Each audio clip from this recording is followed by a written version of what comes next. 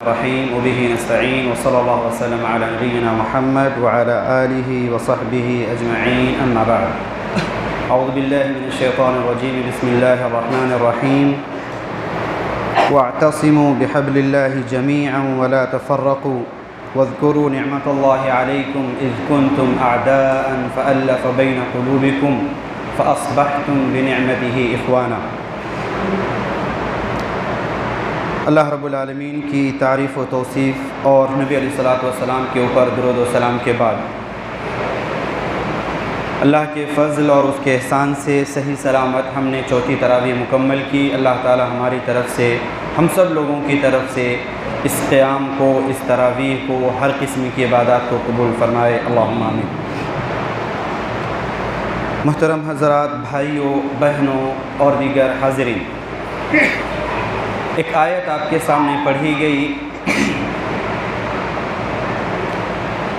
جس کے مفہوم سے تقریباً آپ سبھی واقف ہیں۔ بس ایک یاد دہانی، آج کے اس تلاوت کے درمیان تقریباً 3 یا 4 موضوعات ہمارے سامنے آئے۔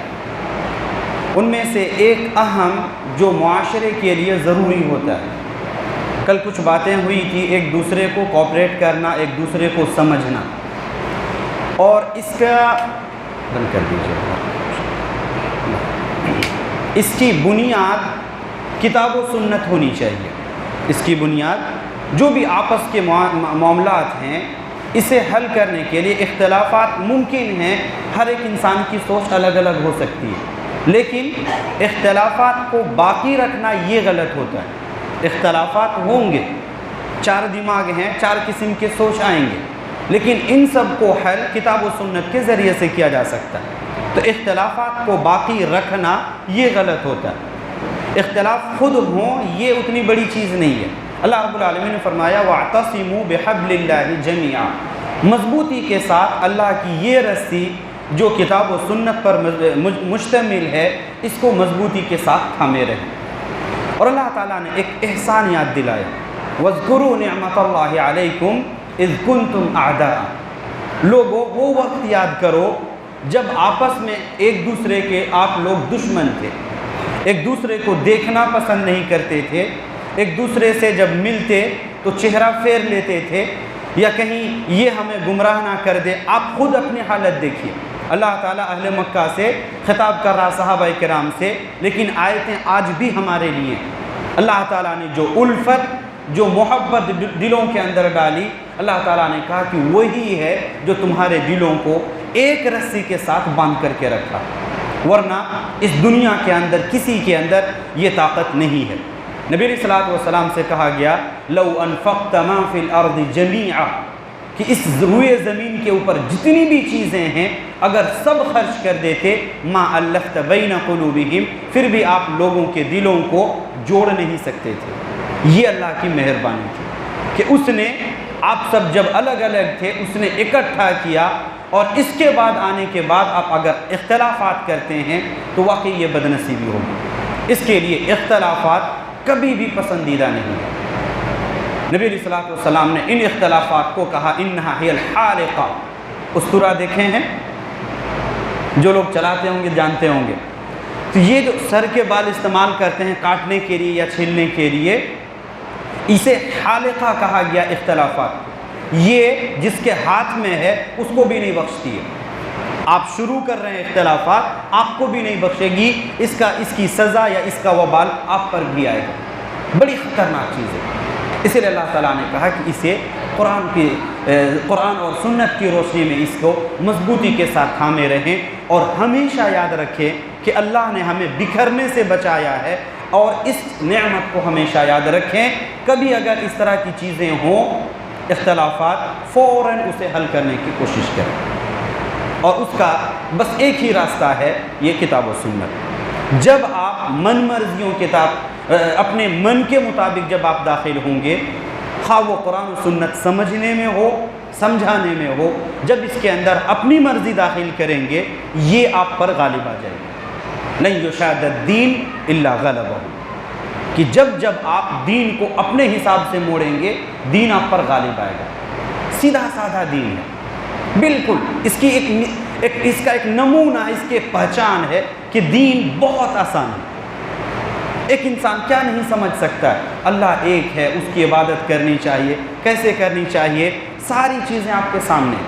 جب آپ اس کے اندر سہولتیں ڈھونڈیں گے تو یہ آپ پر مشکل بنے لگے گا، اس سے مشکل ہے ہی نہیں کوئی چیز۔ تو دین بحیثیت دین قبول کریں، اپنے حساب سے دین کے اندر تبدیلیاں نہ کریں۔ بہت ساری چیزیں ایک انسان کو اگر اپنے حساب سے فیصلہ ملتا ہے تو دین بڑا اچھا ہے۔ یہ اپنے فائدے کی چیزیں دیکھنا اہل ایمان کا شیوا نہیں ہے۔ حقیقت ہے کہ یہ چیز اہل ایمان کا شیوا نہیں ہے۔ ایک اور چیز اسی معاشرے کے بگاڑ کے لیے اور اسے سمجھنے کی ضرورت ہے، اگر آپ کا بھائی بیمار ہے، آپ کی بہن بیمار ہے، اگر وہ بیماری کے اندر ہیں تو کیا آپ خوش ہوں گے؟ آپ کو اس کے اندر شریک رہنا چاہیے کہ اس غم کے اندر آپ ان کا ہاتھ بٹائیں، جو آپ سے بن سکتا ہے آپ ان کا تعاون کرنے کے لیے کوشش کریں۔ افسوس ہے کہ یہ چیزیں ہمارے سامنے عملاً نہیں نظر آتی ہیں۔ کہنے کے حساب سے چیزیں موجود ہیں، کہتے ہیں کہ کتابی چیزیں ہیں، ریئل لائف میں ہمیں یہ چیزیں نظر نہیں آتی۔ ان چیزوں کو اپلائی کرنے کی ضرورت ہے، تب معاشرے کے اندر آپ سکون کے ساتھ رہ سکتے ہیں۔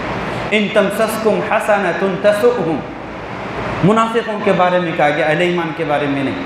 ان تمسسکم حسنۃ تسؤہم، اگر آپ کو کوئی بھلائی ملتی ہے تو انہیں تکلیف ہوتی ہے۔ وَإِن تُصِبْكُمْ سیئۃ یفرحوا بہا، اور اگر کوئی پریشانی آپ پر آئے تو وہ لوگ بڑے ٹھٹھے لے کر کے ہنستے ہیں، خوشی مناتے ہیں۔ تو یہ دوسرے کی پریشانی میں خوش ہونا اور ان کی اچھائی سے ناخوش ہونا، ایک انسان ہے کبھی کبھار دل میں اگر آ بھی جائے فوراً استغفار کرے، اللہ یہ چیز میرے مناسب نہیں ہے، اگر آ جا رہا فطری طور پر آپ فوراً اللہ سے معافی مانگیں۔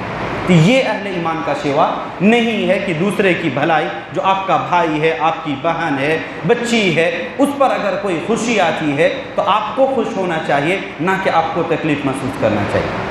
جب یہ چیز ریئل لائف میں اپلائی کریں گے تو یہ چیز آپ کے لیے انشاءاللہ پورے سماج کے لیے سکون کی چیز ہوگی۔ دو چیزیں یہ معاشرہ کے تعلق سے، دو واقعات آئے سیرت النبی صلی اللہ علیہ وسلم کے تعلق سے، اختصار کے ساتھ انشاءاللہ 2-4 منٹ۔ سیرت النبی صلی اللہ علیہ وسلم ایسی چیز ہے جتنا پڑھیں گے اتنا آپ اس کے اندر داخل ہو جائیں گے۔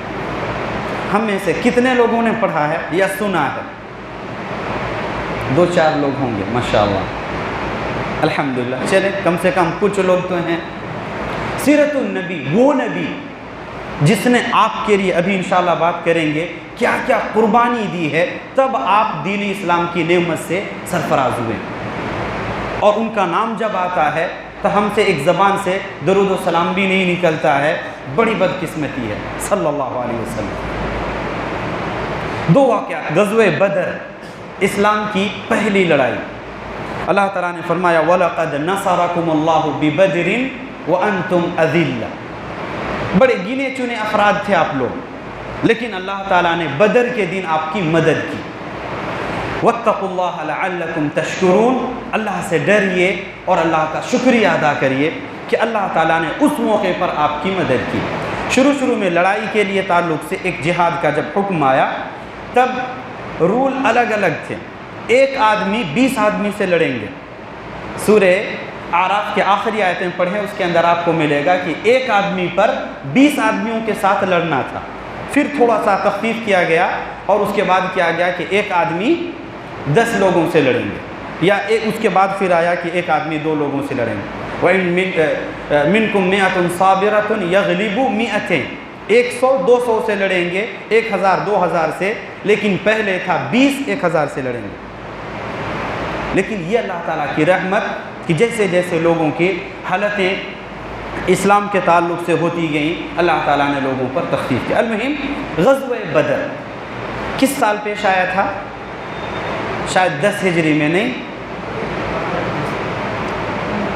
2 ہجری کے اندر نبی علیہ الصلوۃ والسلام جب ہجرت کر کے مکہ سے مدینہ آئے، ہجرت خود ایک پریشانی تھی جو بڑی مشکل ترین اور بڑا مشکل مرحلہ ہے۔ ہجرت کر کے جب نبی علیہ الصلوۃ والسلام مدینہ پہنچے، 1 سال گزرنے کے بعد دوسرے سال یہ حادثہ پیش آیا بدر کا۔ رمضان میں پیش آیا تھا، مجاہدین جہاد کرنے جا رہے تھے روزہ رکھ کر کے، 17ویں تاریخ تھی رمضان کی۔ آج ہم سے کوئی اپنی جو ضروریات کی چیزیں ہیں وہ بھی روزہ رکھ کر کے نہیں ہو پاتی ہیں۔ یہ صحابہ کرام روزہ رکھ کر اللہ تعالیٰ کے دین کو غالب کرنے کے لیے نبی علیہ الصلوۃ والسلام کا ساتھ دیے اور ہم تک دین اسلام پہنچانے کے لیے راہیں ہموار کی، رضی اللہ عنہم ورضوا عنہ۔ دوسری ہجری کے اندر پیش آیا، تعداد بہت مختصر تھی، بہت مشہور ہے، 313 کی تعداد، 313 314 315، بہرحال 320 سے زیادہ ان کی تعداد نظر نہیں آتی ہے۔ سامنے مشرکوں کی تعداد 1000، لیکن نبی علیہ الصلوۃ والسلام جہاد سے پہلے، لڑنے سے پہلے اپنے خیمے کے اندر اللہ رب العالمین کے سامنے حاضر ہوتے ہیں، سجدے کرتے ہیں اور دعا کرتے ہیں۔ حضرت ابو بکر رضی اللہ تعالیٰ عنہ بیان فرماتے، جہاں آپ سجدہ کیے تھے آس پاس کی زمین آنسوؤں کی وجہ سے بھیگ گئی تھی۔ یہ مرحلہ تھا، کہہ کیا رہے تھے، اے اللہ مختصر جماعت ہے، چھوٹی سی ایک جماعت ہے، اگر آج یہ مٹ گئی تو پھر دین کبھی بھی تمہارے لیے اس روئے زمین پر قائم نہیں ہوگا۔ یہ جملہ تھا، بار بار کہے جا رہے تھے اور آپ کی آنکھوں سے آنسو جاری تھے۔ ابو بکر رضی اللہ تعالیٰ عنہ سے رہا نہیں گیا، آئے اور کہا، اے اللہ کے رسول صلی اللہ علیہ وسلم اب بس کیجئے، بہت آپ نے اللہ تعالیٰ سے جو بھائی مانگنا تھا، جس قسم سے مانگنا تھا آپ نے اللہ تعالیٰ سے مانگ لیا، اب بس کیجئے، اللہ تعالیٰ آپ کی مدد ضرور کرے گا، جو آپ نے مانگا اس کا ثمرہ دے گا۔ وعدہ بھی کہ اللہ تعالیٰ نے کسی بعض آیتوں کے اندر 3000 فرشتے، بعض میں 5000 فرشتے، راجع یہی ہے کہ 5000 فرشتوں کے ذریعے سے اللہ تعالیٰ نے نبی علیہ الصلوۃ والسلام کی مدد کی۔ سامنے 1000 تھی، ایک بھی فرشتہ اگر بھیج دیتا اللہ تعالیٰ تو مشرکوں کے ہوا ٹائٹ ہونے کے لیے کافی تھی، لیکن نبی علیہ الصلوۃ والسلام کو ایک تعداد دکھائی گئی، وہ 1000 ہیں، اللہ تعالیٰ آپ کے لیے 5000 فرشتے بھیجے گا، اور بھیجا گیا۔ بعض آیتوں کے اندر مسومین ہے، شیخ مسومین، کہ کس پر وہ مار لگنی ہے اس کا نام لکھا ہوا تھا، کس پر وہ مار لگنی ہے اس کا بھی نام لکھا ہوا تھا جو ان کا وار ہوگا۔ یہ ہے غزوہ بدر، اللہ تعالیٰ نے مسلمانوں کو فتح دیا۔ 313 تھے، لیکن اللہ تعالیٰ نے ان کے ایمان، ان کے بھروسے کو، ان کی لاج رکھی، اور اللہ تعالیٰ نے اس دین کو پہلے ہی مرحلے میں غالب کیا۔ یہ ایک میسیج ہے، ایک پیغام ہے کہ حالات کسی بھی طرح سے ہو، ایک انسان اللہ تعالیٰ سے نا امید نہیں ہو سکتا۔ یہ ایک پیغام ہے اس کا۔ آپ کی تعداد کم لگ رہی ہو، لیکن آپ اگر اللہ سے کنیکشن جوڑے ہوئے ہیں، وہ آپ کو کبھی بھی نا امید نہیں کرے گا۔ جب جس حالت میں جو اللہ تعالیٰ سے مانگیں گے اللہ تعالیٰ آپ کو دے گا۔ بظاہر آپ کو اسباب نظر نہیں آئیں گے، لیکن وہ ہے جو اسباب پیدا کرے۔ یہ ہے غزوہ بدر، مسلمانوں کو فتح ملی۔ مشرکوں نے 1 سال کے بعد اسی کا بدلہ لینے کے لیے پوری تیاری کی، جسے ہم کہتے ہیں غزوہ احد۔ 1 سال کے بعد 3 ہجری میں، لیکن وہ شوال میں آیا تھا۔ یہ مرحلہ ہے جس پہ مسلمانوں پر ایک بڑی آفت نے، بڑی مصیبتوں نے ان کو گھیر لیا تھا۔ بتانا چاہیے یا روک دیا جانا چاہیے؟ اختصار کل انشاءاللہ غزوہ احد کے تعلق سے کل انشاءاللہ ہمارے سکریٹری صاحب نے کہہ دیا ہے، انہی پر بات ختم کرتے ہیں۔ اللہ تعالیٰ سے دعا کریں ہم تمام لوگوں کو نبی علیہ الصلوۃ والسلام، آپ سی سنت، آپ کے صحابہ سے محبت کرنے کی ہمیں توفیق عطا فرمائے، آپ کی سنتوں کی اتباع کرنے کی ہمیں توفیق بخشے، جب تک حیات دے سنت کے ساتھ جئیں، توحید کے ساتھ جئیں، اور جب ہمارا خاتمہ ہو خاتمہ بالخیر فرمائے، آمین۔ اقول قولی ھذا واستغفر اللہ لی ولکم ولسائر المسلمین واستغفروہ من کل ذنب انہ هو الغفور الرحیم، وصلی اللہ وسلم علی نبینا محمد۔